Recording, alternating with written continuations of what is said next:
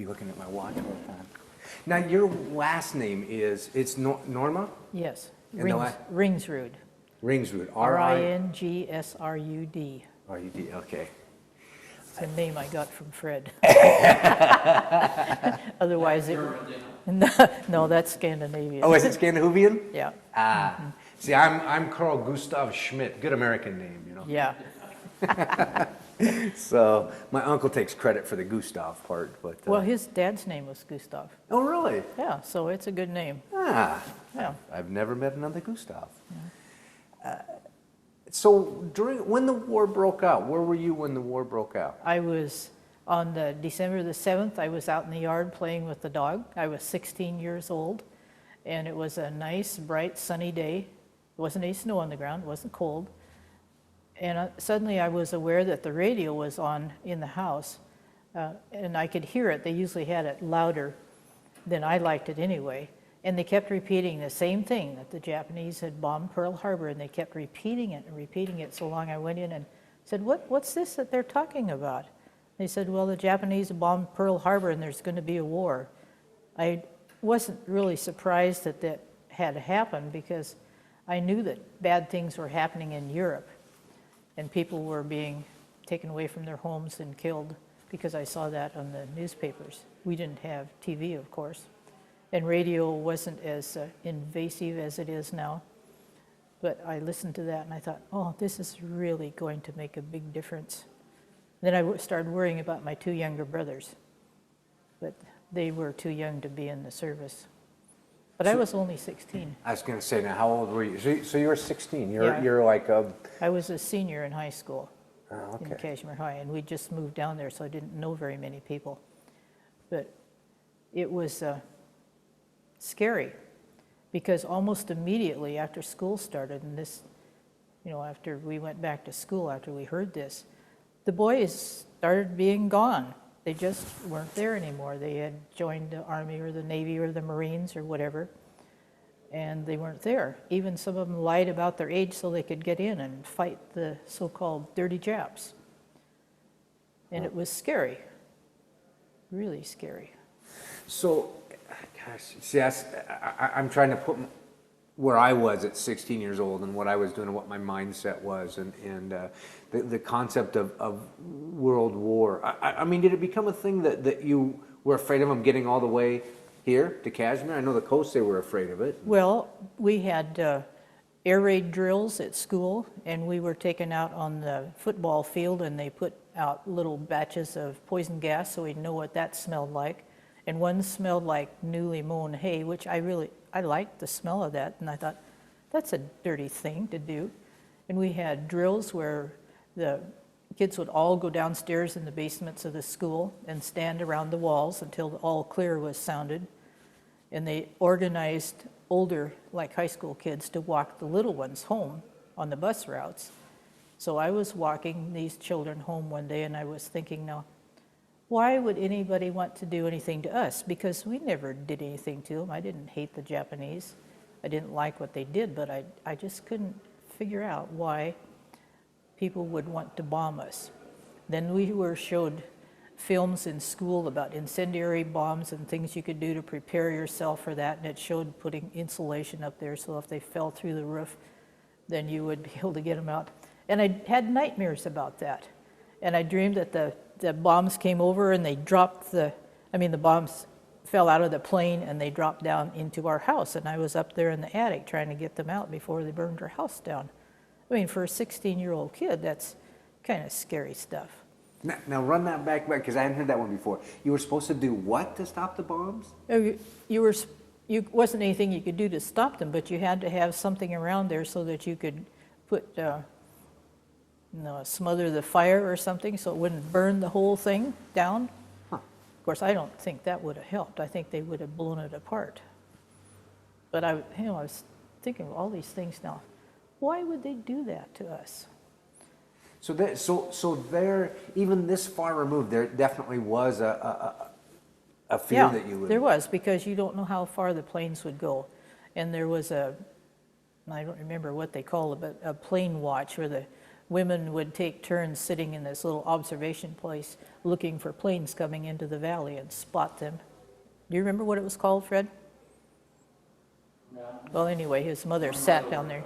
Yeah, his mother worked down there, and they took turns sitting there, and of course none ever came, but Even all the way over here in Kashmir, they had. it isn't actually that far when you go over the mountains. Well, that's true. Yeah. That's true. And I remember that my mother went down to a place downtown where they rolled bandages. They tore up old sheets and rolled them up and sewed the ends together, and when the roll got big enough, then they'd sew that, and it was sterilized and sent off to take care of wounds. And I helped roll them sometimes too, but it's just weird things that I remember. We had rationing. Now tell me about that, because I've heard a little bit about the rationing. How did that, what did they ration? How did they do They it? rationed canned goods, meat, butter, shoes. I don't remember if textiles or not, but we sewed our own, my mother and I sewed our own clothes, so we didn't worry about that. And you could get a ration points to buy new shoes, but I was only used to one pair at a time anyway, so that didn't bother me. And we had our garden, and we raised our own meat and chickens and eggs. Had a cow, so we had butter and milk. But in town, where they didn't have all these things, I think they had a worse time. There were blue points and red points, and right now I don't remember which was which. There were little ration books about like that with little stamps you could tear off, because one time when I was at college, I had to help plan a meal, and I had to tell all the other girls who were coming to this meal to bring so many points so we could order the things we wanted. It was kind of a nuisance. And then they had little round coins. They weren't made out of metal, but they were kind of a wood fiber stuff, and they were red and blue too, and they were smaller than a dime, and we could use those the same as the others.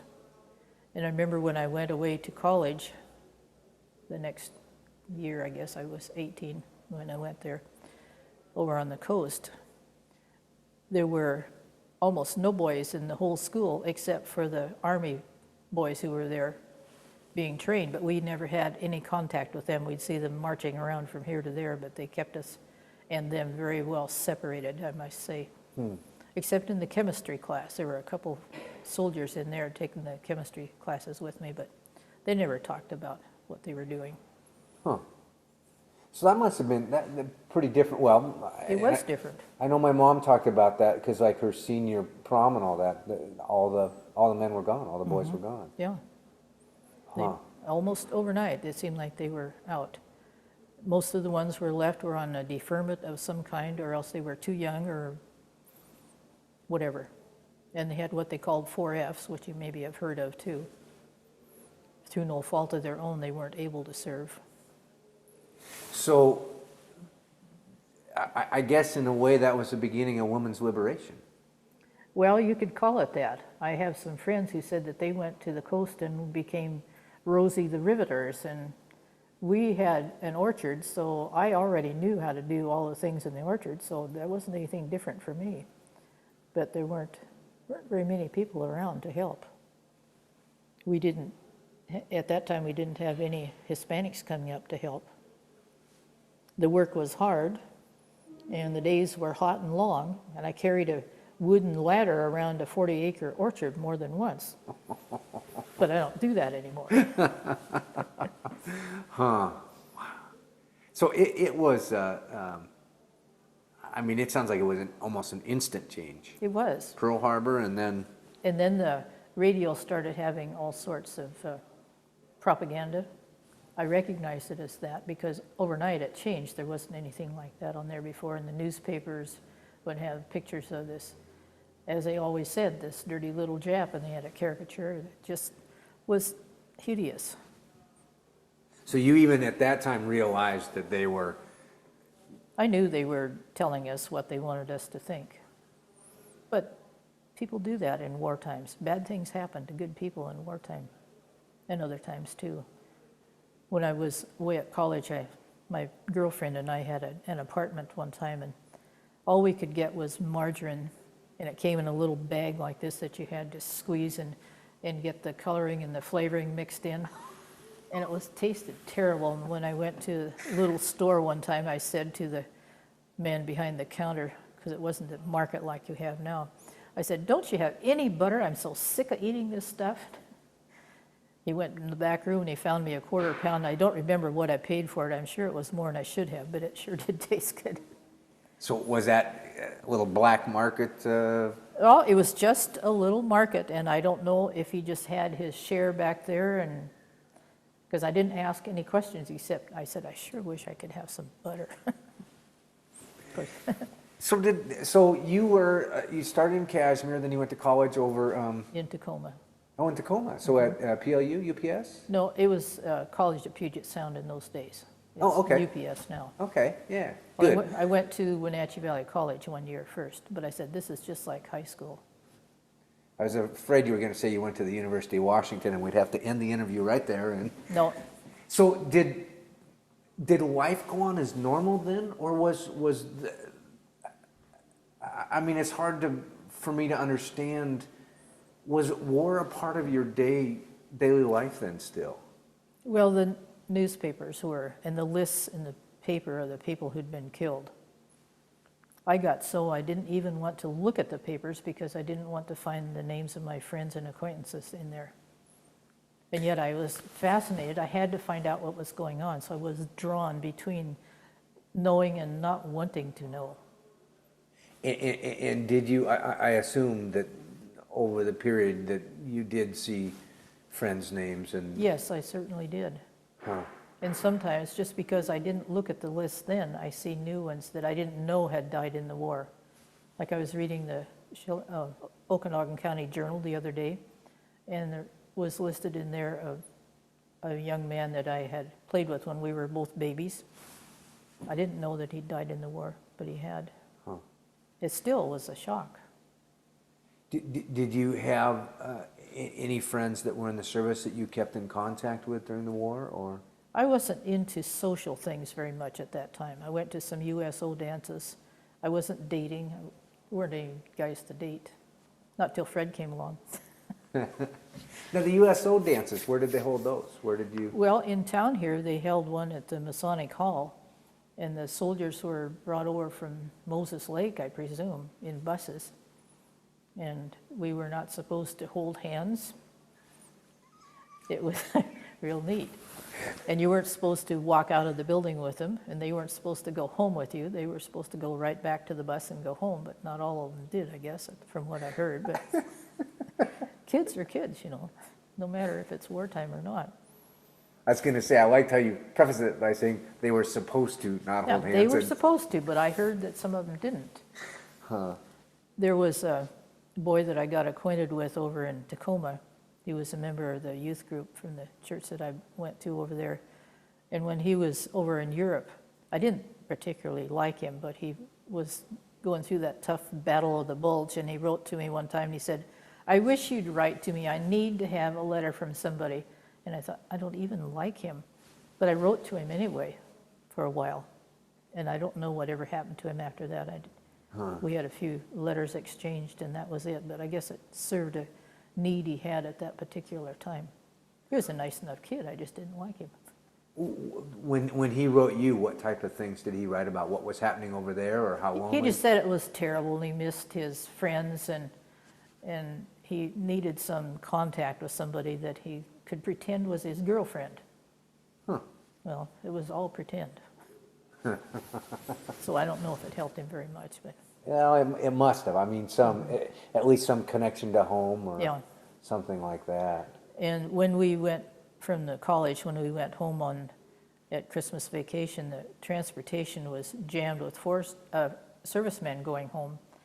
So we oftentimes couldn't get on the plane or the bus, the bus or the train, because it was so full. And if you got on the bus, you might have to stand halfway home, because you weren't supposed to make servicemen sit or do anything except sit.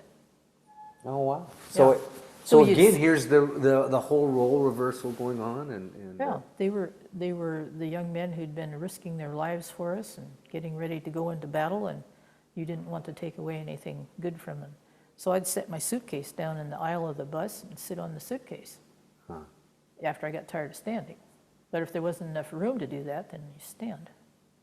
And these buses weren't made with any place to hang on to. I don't even remember if they had the luggage racks overhead. I don't think they did then. And that's a long bus ride. Yeah. Well, one time a bunch of us were going to go home to Kashmir or other places, and we got as far as the train station in Seattle, and there wasn't any transportation anywhere that late at night. And so one of the boys in our group said, well, I'll call my parents and they can come and get us. And so he called his parents. So this group of 5 or 6 girls, and he went to his parents' home. We spent the night, and the next day we got on a bus or something to go the rest of the way. But I thought that was really nice of him to do that. I don't even remember his name anymore. Huh. Wow. What, so in college, did they continue the air raid drills and all of that you were doing in high school? Or? No, I don't think that they had anything like that. At least I don't remember anything like that. That made such an impression on me when I was a senior in high school. But I don't think they did. Maybe they had some, but I don't remember any of it. I guess by that time everybody knew what they were supposed to do. So when you were in class, in university, did the war, while you were actually in class, could you separate the two? I mean, it's like, oh, we'll put the war out of our mind, we're going to go to school and do school, and then you get out of school, and the reality. Well, see, I was a girl, I could do that. The boys couldn't, because there weren't very many of them there in the first place. It was almost all girls. It was almost like a girls' school. Huh. Wow. But you'd worry about people and what was going to happen. But I liked my classes so well that I paid close attention. I was always a good student, and I didn't want to waste any opportunity to learn.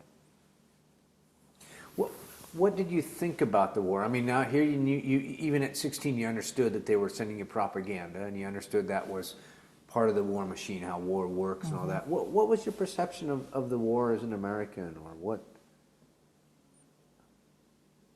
Well, it was not good, and it makes me shiver yet thinking about it, what I knew was happening.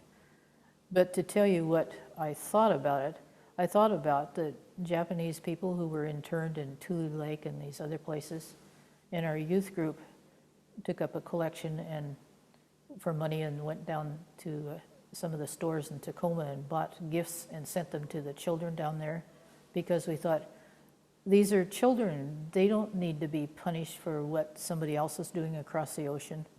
So we sent gifts there to try to make their days a little bit better.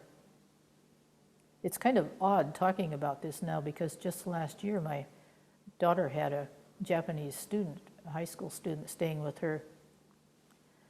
And one of his assignments was to interview somebody who had lived through the beginning of the Second World War.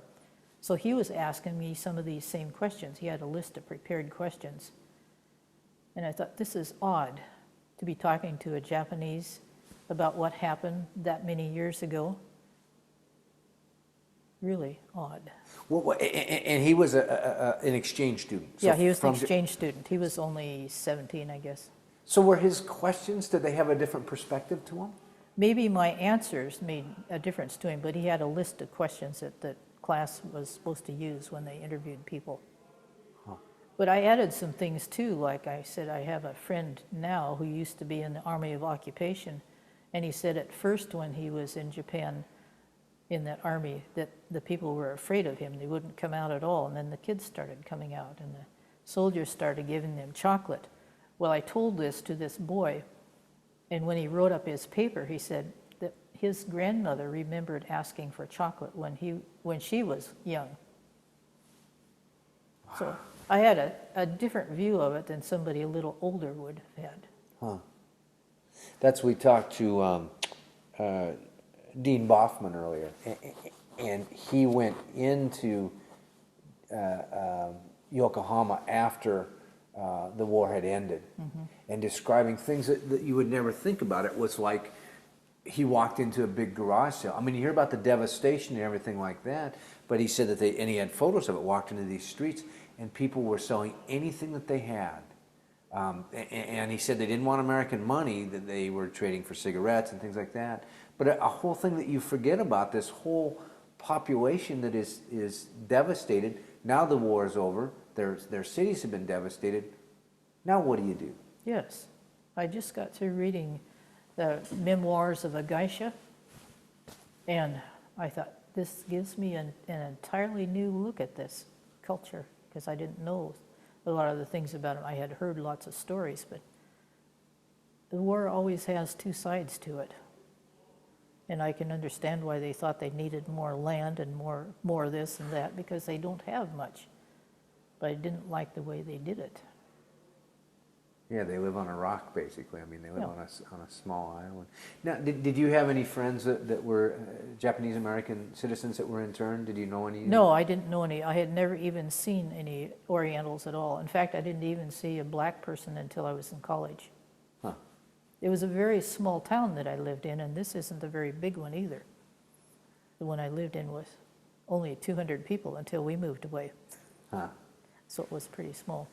Because going to school in Tacoma, now the Puyallup Fairgrounds was an internment camp. Oh, it was? Yeah. And because they've just have gone through a bunch of, of course they're trying to repay some of the citizens that we took away, which is such a weird concept. In fact, that was again in some of the papers that I've read about these. Well, one of the POWs that we interviewed was in Japan, and he got to talking to one of the guards. Well, one of the guards went to USC or UCLA, Really? and so here's this. Yeah. You How know. come? Aren't we brothers? And Yeah. that was off when the war. I mean, there was some bond, but it was just a confusing thing that you lose sight of in that way. Well, after Fred and I were married, we were over in Seattle one time, and there was a soccer game going on, and it was a group or some groups of Italian prisoners of war. They just looked like ordinary kids, and they were, except they were from Italy, and they were our so-called enemies at that time. Wow. But they had to have their entertainment. I mean, it was nice they didn't just keep them caged up all the time. So this is while we had them as prisoners of war. This was their. Yeah, Yeah. that was some of their exercise they were permitted. See, and that's the thing. The history books, again. I mean, we see the bad things that happen at like Dachau and things like that, but you don't see some of the.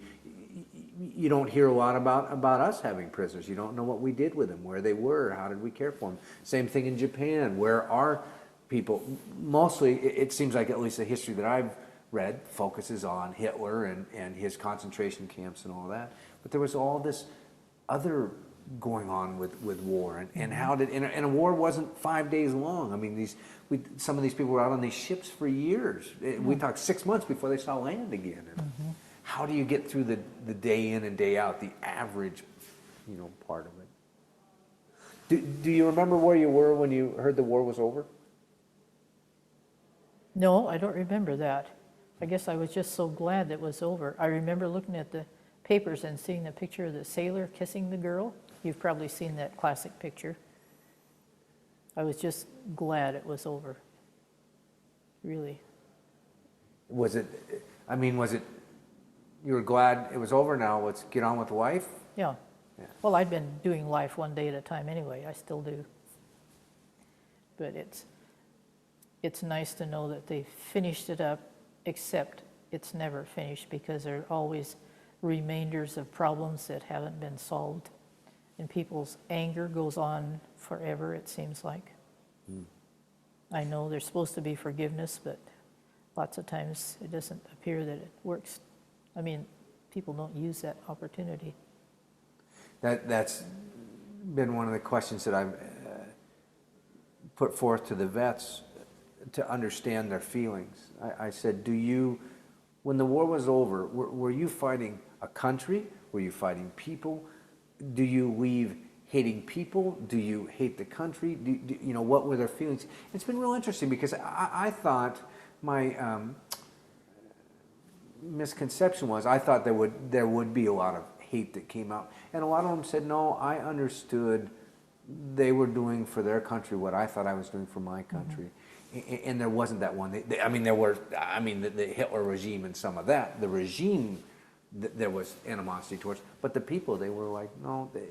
Well, I have an acquaintance who came from Austria, and she was German, and she and her family had been rousted out of Germany. And when she was a young girl, lost their home and everything. And she was telling me this one time, and she said, well, do you hate the Germans? And I said, how can I? Some of my ancestors were Germans. I said, we're all related. Yeah. And it's time we get on with it. What do you think that there was, that there is, or that you would want there to be a message for future generations from World War II? I hadn't thought about that. I think one thing people need to do is to realize that we're all related and we all have needs, and that we need to consider each other, be considerate, not too quick to anger, but that's easy to say when you're not being hurt. Was there, contrasting, I mean, World War II, Korea, Vietnam, is there no question in your mind that World War II definitely was a different war than? I think it was. And it was different than the war that my dad fought in, World War I, because that was supposed to be the war to end all wars, and it didn't. Because people still have their hatred. And they hang on to their traditions. And they remember what happened to their family 1,000 years ago, perhaps, or more. Yeah. But since we all live on this same world, it behooves us to make it so that everyone has a place and opportunities. We talked to one gentleman who speaks to high schools, and he said he didn't realize it till about the second high school he was at. And he said he was 20 minutes into his presentation, and he didn't realize the kids didn't know World War II, that what he was talking about. No, they all thought it was Vietnam. It's been long enough ago so that they don't know about that. And I guess maybe the only reason I knew much about World War I was because I knew that my dad had fought in France. But he never talked about it. He said, no, you don't want to know what happened. Yeah, it's tough. I haven't talked to World War I vets, but the World War II vets, how each of them handle it differently. Mm-hmm. Some when the war was done, well, it was different. They said, here are your papers, we'll see you later. And it wasn't that time. You know, today we'd analyze it and have 6,000 counselors in there dealing with it. Where they said, here you go back and get the country running and get back to your jobs. And so here we are 50 years later, and some of these gentlemen, it's the first time they've ever talked about it. And it's, for some of them, it's pretty tough. Well, I knew when they came back that they were different. They weren't the kids that left. They were much different. And I knew they had a lot bottled up inside, and whether they felt like talking about it or not, that was their business. I didn't ask a lot of questions because you see the hurt. You don't want to hurt anybody anymore. At least I don't. I'm chicken, maybe. Do you think that did you feel the world was, the world meaning, and I'm speaking very ethnocentric right now, the U.S., pre-war, post-war, was there a big change? Was it a different place you were living? It was different in that women had to go out and do a lot of things that they had never done before. Otherwise, the woman's place was in the home. The girls were supposed to get married and have a family. In fact, that's what a chemistry teacher told me one time. He says, no, you don't want to go into that field. Girls don't do that. They're going to get married. I said, well, I want to get married, but I want to do something else too. No, you can't do that. And I believed him, and I shouldn't have. But it was okay getting married, having a family. So you studied chemistry, is that right? Chemistry and biology. Oh, I didn't graduate, though. After they told me that, I thought, I don't have any money. What am I doing in here wasting my time? I didn't feel that the amount of education that I'd gotten so far was a waste, but I thought, why? Huh. So where did you meet this strapping young man? He was a friend of my younger brother because all the younger men were gone, and he worked in an orchard next to me. He came out from North Dakota, and He had a wonderful voice. I heard him singing in the orchard, and he knew how to dance, and he was a lot of fun. He still is. Not that we dance much anymore, but yeah, that's where I met him. Most men, when they get married, stop dancing. Oh, we did a lot. We did dancing with the Sons of Norway dance and song corps for a long time, and that was really fun. But the other members got so old they couldn't do it, so we had to quit too. But it was fun. So were you both, and I'll transition here in a second, were you both home during the war, or did you serve? No, he had a agricultural deferment. He was a little bit too old to go in right away. And he'll probably tell you about his mother wanting him to go in, but he said he didn't want to get shot at either. And she wanted a flag to put in her window to show that she had a son in the service. And if the son had been killed, then she got a gold star to put on there. They called those the gold star mothers. And some of them had 2 or more, but they didn't ever want the last son to get killed too, so sometimes he was excused from service. And that was Saving Private Ryan. I mean, that's part of what it was based on, was the bringing. And there was a lot of gloating sometimes about the mothers who had so many stars on their flags if they had a lot of sons in the service. And I guess some of the daughters went in too, but I didn't ever consider that. Huh. So as you walked through town, you could look at houses and see, and a lot of the parents were honored to have. Yes, they're glad that they were doing their part to serve the country, because that was drilled into you all the time on the radio, in the newspapers, the magazines. No television. Yeah. I read about a box that you could put on your wall that would have pictures for you to see all the time. And I thought, who'd ever have time to watch that? I'm too busy for that. Oof. Some ways it might have been better had we have not of. Yeah, and the media is so persistent these days. They have to know exactly how it feels if your son or daughter has died. I don't think that helps. Yeah. It makes a story, but it's not. I don't think it's right.